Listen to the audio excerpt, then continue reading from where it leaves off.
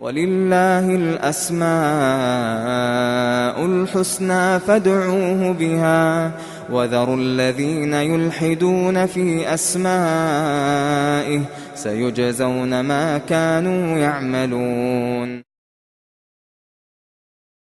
بسم اللہ الرحمن الرحیم وبہ نستعین وللہ الاسماء الحسنى فادعوہ بہا. اللہ کے اسماء حسنہ کے متعلق ہم مسلسل ریکارڈ کر رہے ہیں. چھوٹے چھوٹے لنک ہیں، آپ ان کو غور سے سنیے، توجہ سے سنیے. یہ علم بہت ہی مفید علم ہے. عام طور پر علماء توحید کی 3 قسم بیان کرتے ہیں. ایک کو کہتے ہیں توحید الوہیت، یعنی ہماری جتنی عبادتیں ہیں وہ صرف اللہ ہی کے لیے ہم کر سکتے ہیں. اگر اس عبادت کا کوئی بھی حصہ اٹھا کے دوسروں کو دیا، نبی ہوں، ولی ہوں، فرشتے ہوں، شرک ہو جائے گا. اس کو کہتے ہیں توحید الوہیت. نماز صرف اللہ کے لیے ہم پڑھ سکتے ہیں، سجدہ صرف اللہ کے لیے کر سکتے ہیں. اگر کسی نے کسی درگاہ کے لیے، کسی مزار کے لیے، کسی جو ہے پیر کے لیے اور کسی بزرگ کے لیے سجدہ کیا تو شرک ہو گیا. اس کو توحید الوہیت. نظر ماننا صرف اللہ کے لیے، اللہ تو نے اگر میرے بیمار کو شفا دی تو میں تیرے لیے روزہ رکھوں گا.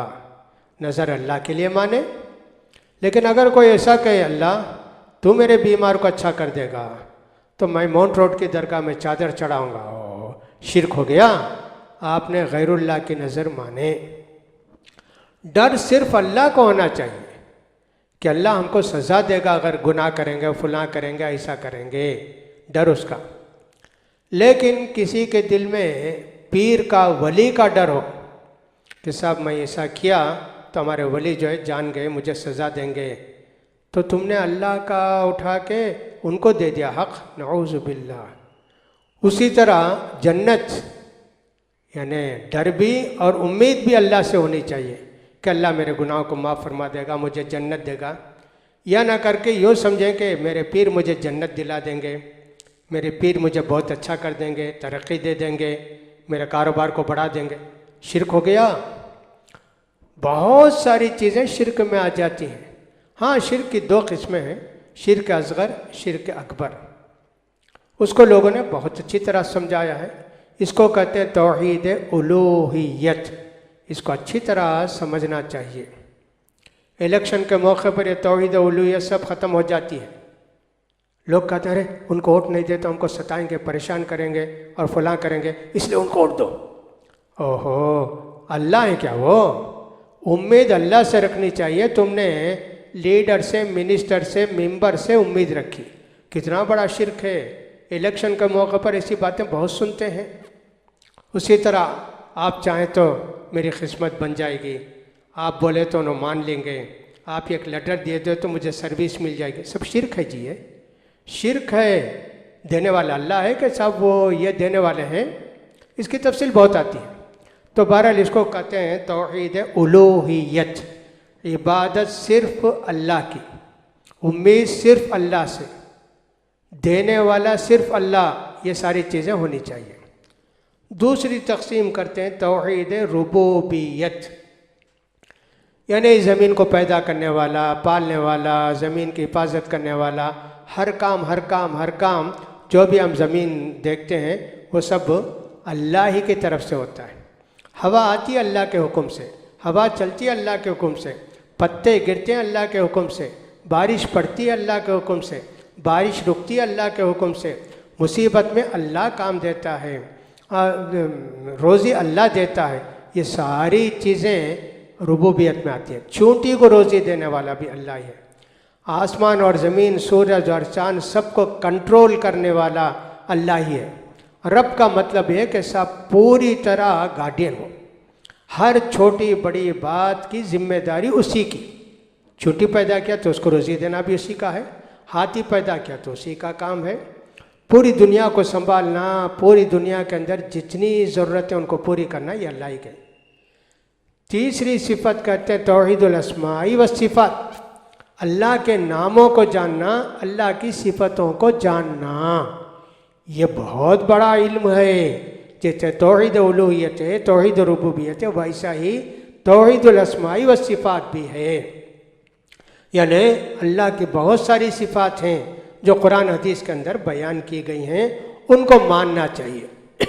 نبی کریم صلی اللہ علیہ وسلم نے فرمایا بے شک اللہ کے 99 نام ہیں، ایک کم 100، جو ان کو یاد کر کے سمجھ کے استعمال کرے گا وہ جنت میں جائے گا۔ یہ اتنی باتیں اللہ کے اسماء کے تعلق سے قرآن مجید میں اور حدیث میں بیان کی گئی ہیں۔ اس کے علاوہ بھی بہت ساری حدیثیں ہیں۔ تو اللہ نے قرآن مجید کے اندر آپ نے دیکھا کتنی آیتیں آخر میں ختم ہوتی ہیں، کس سے؟ غفور الرحیم، عزیز الحکیم، علیم الحکیم، ایسے بہت ساری آیتیں قرآن مجید کی آخر میں ایک یا دو نام اللہ کا ضرور آتا ہے۔ دو نام بہت ہیں قرآن کے اندر، جیسے غفور الرحیم ہے، حکیم العلیم ہے۔ تو اس کا مطلب یہ کہ بہت اہم ہے یہ علم۔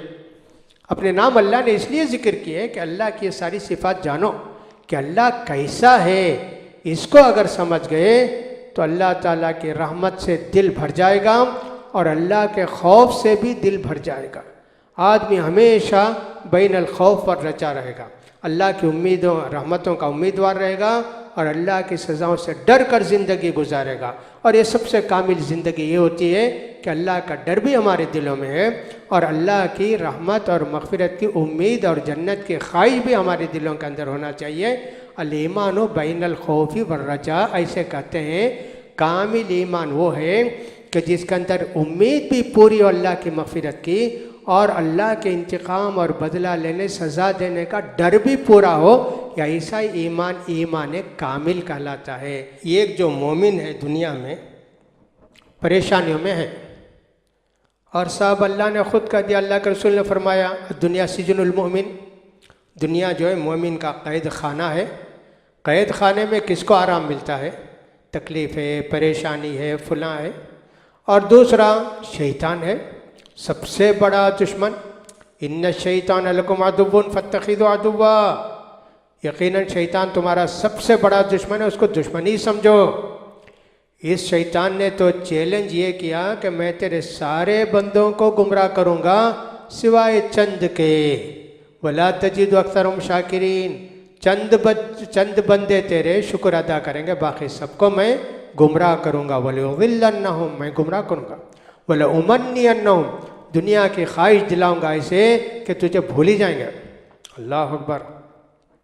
جانوروں کے کان کاٹیں گے میری بات سن کے، اور پوجا کریں گے، بت کریں گے، فلاں کریں گے، بت پرستی کریں گے، سب کہا۔ تو اتنی پریشانیوں ہم لوگ گھرے ہوئے، کہاں جائیں بھائی؟ کس سے بولیں؟ اللہ کو آپ جانیں گے، اللہ میری مدد کرتا ہے، اللہ مجھے شیطان سے بچاتا ہے، اللہ دشمنوں کو سزا دیتا ہے، اس زندگی کے بعد مجھے کچھ اللہ تعالیٰ کے انعامات حاصل ہونے والے ہیں۔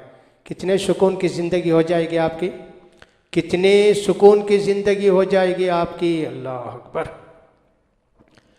ابراہیم علیہ السلام سے کہا گیا نا کہ آپ کو کیا مدد کی ضرورت ہے؟ کہا مجھے اللہ کی مدد کی ضرورت ہے، کسی کی مدد کی ضرورت نہیں، اس لیے کہ اللہ مدد کرنے والا ہے۔ اللہ اپنے اولیاء کی اور اپنے انبیاء کی مدد کرنے والا ہے۔ ویسے بلال رضی اللہ تعالیٰ کتنا لوگ ستاتے مارتے تھے بھائی، کھینچتے تھے، احد اللہ کی مدد پر ان کو پورا یقین تھا، اللہ مجھے بچائے گا، اللہ ان ظالموں کو ذلیل کرے گا۔ اس یقین کی وجہ سے ان کے ایمان میں اتنی پختگی مضبوطی تھی کہ سارے ظلم و ستم کو سہ کر بھی اللہ کی طرف ان کی توجہ ہوتی تھی، اس لیے ان کے ایمان کو کوئی بھی بگاڑ نہیں سکا، ان کے ایمان کے اندر کبھی خلل نہیں آ سکا۔ ہمارے ایمان میں جتنا خلل ہے اس کو ذرا سوچئے، تھوڑا سا کہیں سن لیں بھئی فساد ہو گیا، لباس بدل لیتے، اور صاحب فلاں فیشن کر لیتے، داڑھی ہے تو وہ بھی مڈا لیں گے، فلاں کریں گے۔ اللہ پر بھروسہ نہیں نا کہ اللہ ہم کو بچائے گا۔ موت کا وقت اللہ نے رکھا، جب آئے گی موت، اتنا یقین ہو تو یہ سب کریں گے کیا؟ نہیں جی، ایمان کی حالت میں مریں گے، اس کے ساتھ اور بھی اپنے آپ کو پکا مسلمان بنا کے ثابت کریں گے۔ لیکن ہم لوگوں کا حال یہ دیکھیے، بیپار شروع کرتے ہیں، نفع دینے والا نقصان دینے والا اللہ ہے، ایمان ہمارا ہونا چاہیے، لیکن نام دکان کا ایسا رکھتے ہیں کہ صاحب وہ معلوم نہ ہو کہ صاحب مسلمان کی دکان ہے، ہندو کی دکان ہے، کس کی دکان ہے۔ اسی طرح دکان میں کام کرنے والے بھی انہوں خود بھی کیسے ہو جائیں گے، اپنے آپ کو نیوٹرل بنا کے رکھیں گے، نہ ہندو ہے نہ مسلمان ہے نہ کرسچن ہے نہ یہودی ہے، کچھ بھی نہیں۔ یہ سب کیا ہے؟ اللہ کو نہ جاننے کا نتیجہ ہے، اللہ کی صفات کو نہ جاننے کا نتیجہ ہے، اللہ کو نہ پہچاننے کا نتیجہ ہے کہ ایمان کی حالت میں انسان نئی زندگی گزارتا ہے۔ اس لیے اللہ کے صفات پر ایمان جس کا ہو جائے گا اس کا ایمان ایسے نہیں ہوگا۔ آپ کو اللہ کے احسانات معلوم ہوں گے تو آپ اللہ کا شکر ادا کریں گے۔ آپ کو اللہ کے احسانات ہی نہیں معلوم ہیں۔ اللہ نے اپنے احسانات کا ذکر اپنے صفات کے ذریعے کیا کہ اللہ نے تمہارے ساتھ ایسا کیا، فلاں کیا، خالق ہے، مالک ہے، رازق ہے اور تم کو شفا دینے والا ہے، فلاں کتنی چیزیں جی جانتے ہی نہیں نا۔ آپ یہ سمجھتے ہیں ڈاکٹر مجھے دوا دیتا ہے تو شفا ہو جاتی ہے، کمپنی مجھے کام دیتی ہے تو میرے بزنس میرا تنخواہ مل جاتی ہے تو میری روزی چل جاتی ہے، اور صاحب کمانے کے لیے کمپنی کھول لیتا ہوں تو کمپنی مجھے ملینئر بلینئر بنا دیتی ہے۔ آپ کو دیکھیے اللہ کے جتنے احسانات ہیں وہ جانے نہیں تو سمجھے کہ لوگ ایسے دیتے ہیں، لوگ ہم کو کرتے ہیں، اس لیے انسان کی تعریف کریں گے آپ صاحب فلاں کی تعریف کریں گے، یہ کریں گے، اللہ کی تعریف نہیں نہ کریں گے۔ دینے والا اللہ ہے، معطی ہے، رازق ہے، یہ سب جانیں گے تو جب اللہ کی قدر کریں گے، آپ اللہ پر بھروسہ کریں گے، ہر چیز آپ اللہ سے مانگیں گے۔ اسی لیے حدیث کے اندر آتا ہے ہر چھوٹی چیز بھی اللہ ہی سے مانگنا چاہیے، یہاں تک کہ آپ کے چپل کی پٹی ٹوٹ گئی وہ بھی اللہ سے مانگو، اللہ دلائے گا۔ گھر میں نمک نہیں ہے جو کہ معمولی چیز ہے، نمک نہیں ہے تو بھی اللہ ہی سے مانگو، اللہ تعالیٰ دے گا۔ جس بندے کو اللہ کی صفات کا علم ہو، اللہ کی صفات کو جانتا ہو، اس سے بڑا کون ہو سکتا ہے؟ اس سے افضل، اس سے بہتر کون ہو سکتا ہے؟ تو معلوم یہ ہوا کہ اللہ کے ناموں کو ان کی صفات کے ساتھ جاننا بہت بڑا علم ہے، بہت بڑی عبادت ہے، بلکہ سارے علم کا یہ مرکز ہے، سارے علم کا یہ اصل ہے، اللہ کے اسماء کو جاننا، ان کی صفات کو جاننا۔ مسلمانوں کے اندر جو کمزوری ہے اس کی وجہ آپ تلاش کریں گے تو معلوم یہی ہوگا کہ ہم نے اللہ کو جیسا سمجھنا ویسے سمجھا نہیں۔